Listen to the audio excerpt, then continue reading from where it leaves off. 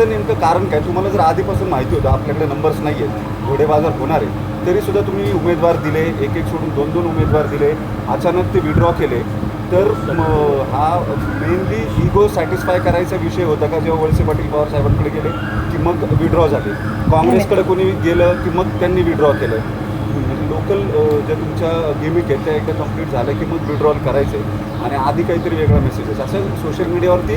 नाही बघा, लोकशाहीमध्ये प्रत्येक बोलायला अधिकार आहे. मला ही इलेक्शन कधीच रंगत वाटलं नाही.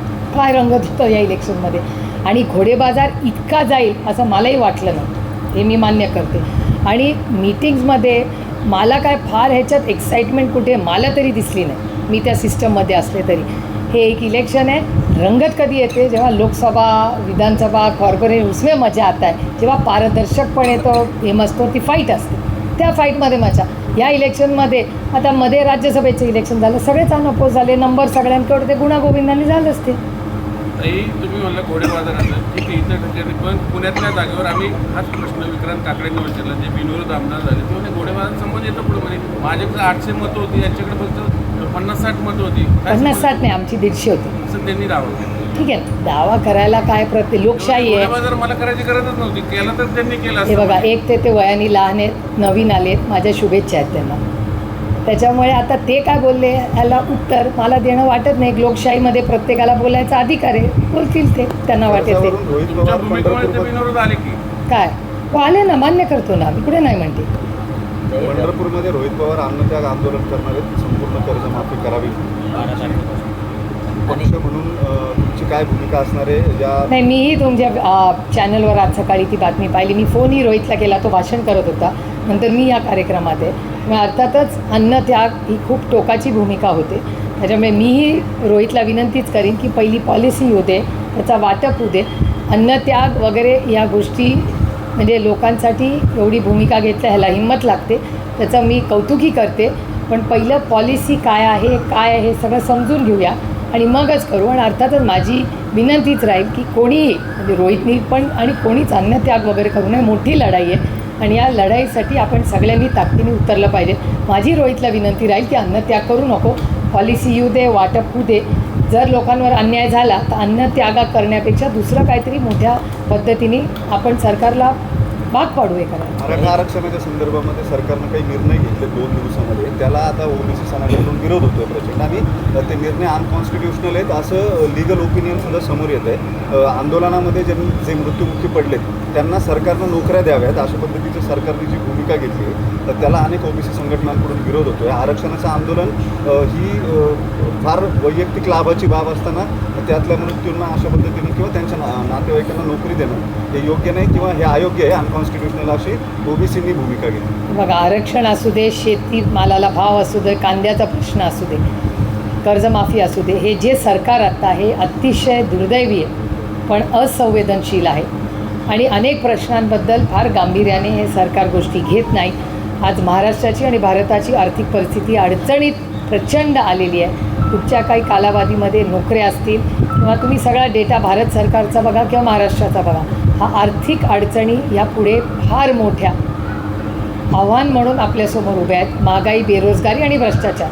मग नीटमध्ये झालेला भ्रष्टाचार असेल, महाराष्ट्रात चाललेला भ्रष्टाचार असेल, कॉर्पोरेशनमध्ये चाललेला भ्रष्टाचार असेल तो, किंवा प्रचंड महागाई जी चॅनल्सवर तुम्ही वारंवार दाखवता, प्रत्येकाच्या घरात ती झळ बसते, आणि बेरोजगारी जी वाढते, त्या सगळी फार मोठी आव्हानं आज आपल्यासमोर आहेत. त्यामुळे पॉलिसी मेकर्स म्हणून माझी महाराष्ट्र सरकारला पुन्हा पुन्हा आणि भारत सरकारला विनंती आहे की ह्या महत्त्वाच्या विषयांवर तुम्ही लक्ष द्यावे आणि ज्या शेतकऱ्यांचा असेल आणि किंवा आरक्षणाचे मुद्दे असतील, हे ज्या पद्धतीने सरकार हाताळतं आहे हे अतिशय चुकीचं आहे आणि दुर्दैवी आहे. आणि याच्यात समाजात तेढ निर्माण करायचं पाप हे महाराष्ट्र सरकार करतं.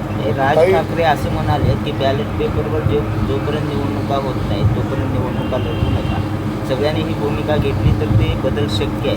तुमची ही भूमिका आहे? राज ठाकरे अनेक वेळा त्यांनी ही भूमिका मांडलेली आहे आणि ती रास्तही आहे. पण मी स्वतः 4 वेळा त्याच मशीनवर निवडून आल्यामुळे मग आमचे विरोधक आम्हाला म्हणतात की तुम्ही जिंकला की तुम्हाला मशीन चालतं, हारला की चालत नाही. पण मला असं वाटतं की भारतीय जनता पक्षाला एवढा आत्मविश्वास जर आहे की ते जिंकतात कॉपी न करता, मग जर राज ठाकरेंची एक मागणी आहे तर करून बघा एखादं इलेक्शन बॅलेट पेपरवर, काय हरकत नाही करायला. सगळ्याच विरोधी पक्षांनी निवडणुका लढवू नये असं त्यांचं म्हणणं आहे. हा उद्धव त्यांचा एक ठाकरेंना मुद्दा सुद्धा आहे. त्यांनी आवाहन केलेलं नाही आहे. नाही, त्यांचा हा प्रश्न आहे. आमची इंडिया अलायन्सची मीटिंग 8 तारखेला आहे. त्याच्यात त्यांचा हा मत किंवा काय याची आम्ही सविस्तर चर्चा करूनच जो काय निर्णय होईल तो एकमतानेच. काही काँग्रेस जनता पार्टीचं दिल्ली जंतर मंतर या ठिकाणी आंदोलन उपोषण सुरू आहे. मागणी आहे की मंत्री धर्मेंद्र प्रधान यांनी राजीनामा द्यावा. तुमची काय भूमिका आहे? खरंच असं काही होईल असं वाटतं का तुम्हाला? एवढ्या मोठ्या प्रमाणात जे आपण बघतोय पेपरमध्ये जो प्रकार घडतोय सगळं, तुम्ही बघितलं असेल आता CBSEचे पण मोठ्या बदल्या झाल्या. प्रशांत लोखंडे जो एक मराठी सुपुत्रावर ही मोठी जबाबदारी दिली आहे, ही आपल्यासाठी खूप अभिमानाची आणि कौतुकाची गोष्ट आहे. आणि योगायोग बघा की आदरणीय पवारसाहेब केंद्रात मंत्री होते तेव्हा त्यांच्या टीममध्ये प्रशांत लोखंडे होते. त्याच्यामुळे आमच्या सगळ्यांसाठी एक इमोशनल गोष्ट आहे की एक मराठी मुलगा त्याच्यावर आज देशाची जबाबदारी एवढ्या मोठ्या शिक्षणाची पडली, खरंच अभिमानाची गोष्ट आहे.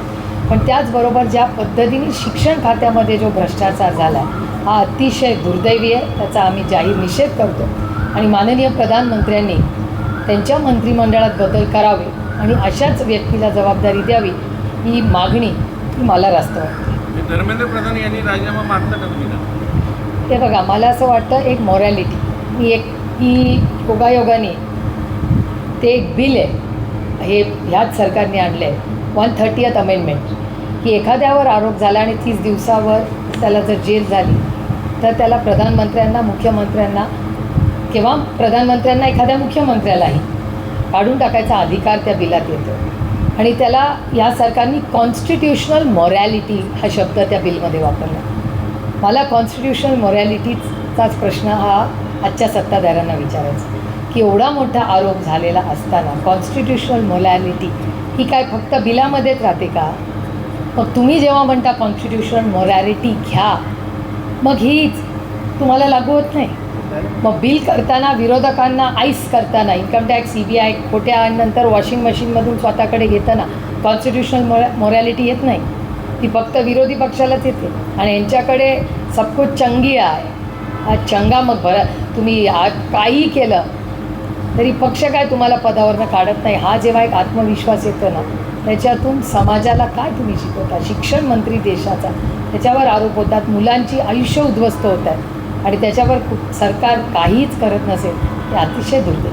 काही पुष्पेंद्र सिंग नावाचे एक फायनान्शियल एक्सपर्ट आहेत, एक भीती व्यक्त केली आहे काल की इतिहासातला सर्वात मोठा रिअल इस्टेट क्रॅश जो आहे तो येत्या काही महिन्यात, काही दिवसांमध्ये पाहायला मिळेल, ज्याच्यामध्ये मुंबई, बेंगलोरसारखे जे शहरं आहेत याच्यावर याचा मोठा फटका बसेल.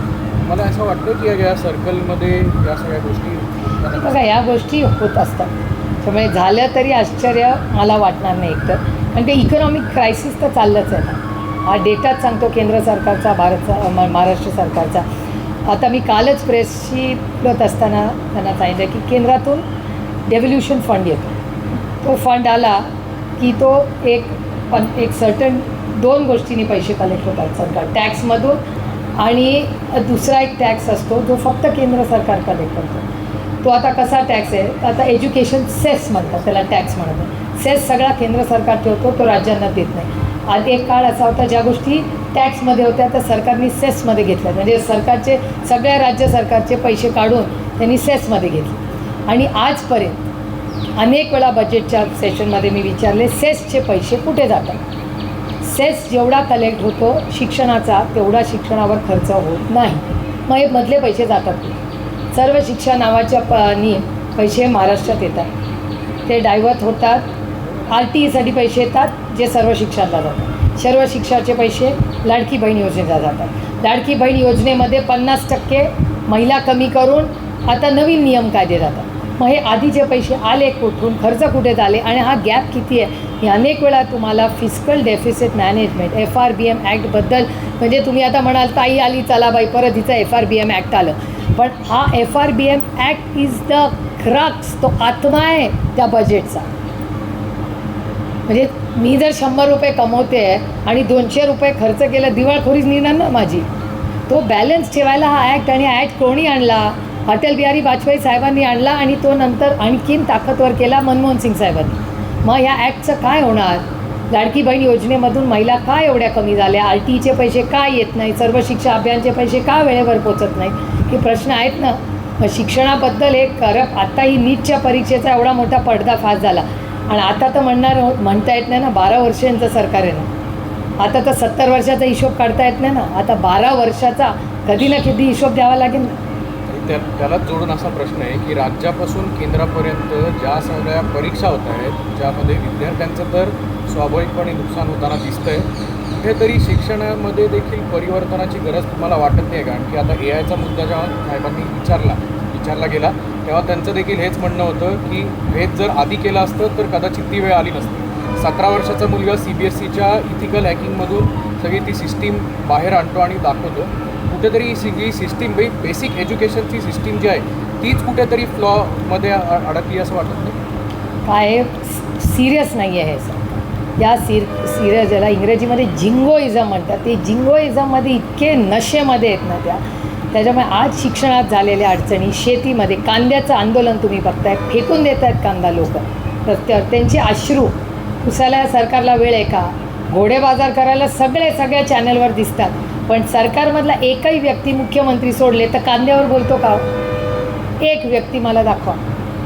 3 पक्ष आहेत, 3 पक्षाचं सरकार आहे ना. कांद्याबद्दल जावं किंवा कोणीतरी लासलगावला जाऊन हिंमत करून दाखवावी आणि तिथे जाऊन बसावं. का नाही या सरकारला? दिल्लीत बसतात तिकीटं वाटवण्यासाठी या आता परवाच्या इलेक्शनची. त्याच्यासाठी वेळ सगळ्यांना होता जाऊन भेटायचा, पण शेतकऱ्याला आम्ही आता किती दिवस झाले त्या मीटिंगला? शेतकऱ्यांचे अश्रू पुसले का हमी भाव चांगला मिळाला का सगळा कांदा विकत घेतला? काहीच झालं नाही. त्यामुळे हे जे सरकार आहे अतिशय असंवेदनशील आहे. पक्ष फोडा, घडं फोडा. राष्ट्रवादी काँग्रेस फोडली, शिवसेना फोडली, आता TMC सेम मॉडेल.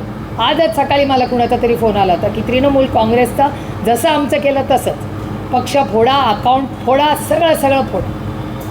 आता DMKमध्ये अजून काहीतरी गैरसमज चाललेत, AIDMKमध्ये चालेल.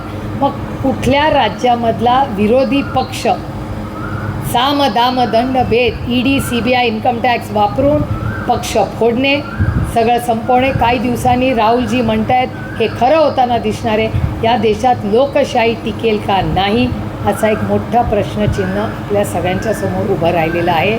आणि संविधान खतरे में है हा जो जे तुम्ही सगळ्यांनी 2024मध्ये ऐकले ते खरंच पुन्हा होतं आहे का काय असं मला हा सगळा डेटा सांगतो. काही जलसंपदा विभाग ते करणार, पण मुद्दा असा आहे की राजकारणात आयडिओलॉजीला काहीतरी महत्त्व असतं. या आयडिओलॉजीच्या मुद्द्यावर विरोधी पक्ष आज ज्या मतदारांनी तुम्हाला मतं दिली आणि तुम्ही अशा विधान परिषद ॲडजस्टमेंट करत असाल, मग त्याचं उत्तर काय आहे? विधान परिषदेचा मतदानाचा आणि ह्या इलेक्शनचा काहीही संबंध नाही. एकतर मी स्वतःच बिल मूव्ह करणार आहे की हे इलेक्शन बंद तरी करा, नाहीतर ओपन वोटिंग करा. हे घोडे बाजार आणि हे असले सगळे उद्योग बंद झाले पाहिजे. तर हात वर करा, व्हीप काढा आणि त्याच पद्धतीने इलेक्शन झालं पाहिजे. ही माझी भूमिका असेल. काही दिवसात तुम्हाला माझं ते बिल पार्लमेंटमध्ये दिसेल. मी इलेक्शन कमिशनमध्ये जाणार आहे आणि मी या सगळ्या प्रक्रियेवर वेळ पडली तर कोर्टातही जाणार आहे. कारण का हे कुठेतरी थांबलं पाहिजे, हा मताची मी आहे. कुठल्याही बाजूला असू दे, सत्तेत किंवा विरोधात, या भानगडीच होता का मला. निवडून यायचं आहे तर या, आणि तुम्ही कशासाठी निवडून येत आहे ह्याची तर क्लॅरिटी असली पाहिजे. ह्यांच्यापैकी आयडिओलॉजी किती लोकांची क्लिअर आहे? तुम्ही निवडून आल्यानंतर कशासाठी तुम्ही जरा विचारून बघा ना की तुम्ही पुढच्या 5 तुम्ही निवडून आलाय ना, काय तुमचा 5 पॉईंट प्रोग्राम सांगा, पटकन विचार बघूया. किती लोक तुम्हाला 5 पॉईंट प्रोग्राम सांगू शकतो. म्हणजे दुर्दैव आहे की ज्या पद्धतीने राजकारणातला हा एक मोठा बदल जो होतो आहे त्याच्यामधून पॉलिसी मेकिंग हा विषयच राहिला नाही. आम्हीच काही लोक जे पॉलिसीवर बोलत राहतो आणि पॉलिसीवर हार्डकोर पॉलिसीवर चर्चा, विरोध, चर्चासत्र या राज्यात आणि देशात थांबलेली आहेत. हे दुर्दैव आहे. आम्हाला कुठे चर्चा, आम्हाला पार्लमेंटमध्ये थोडी मिळते. आणि माझं भाग्य की बारामतीकरांनी एवढा म्हणजे बारामती लोकसभा मतदारसंघांनी माझ्यावर विश्वास दाखवला. मी 3-4 JPCsवर आहेत, त्या जॉईंट पार्लमेंटरी कमिटीवर खरंच पॉलिसीवर काम करायची संधी आम्हाला मिळते. ते सोडून मला पॉलिसीवर चर्चा, विरोध होताना कुठेच दिसत नाही. हे दुर्दैव. काही जलसंपदा विभागाचं कार्यालय म्हणजे जे सिंचन भवन आहे ते पुण्यातून सोलापूरला एक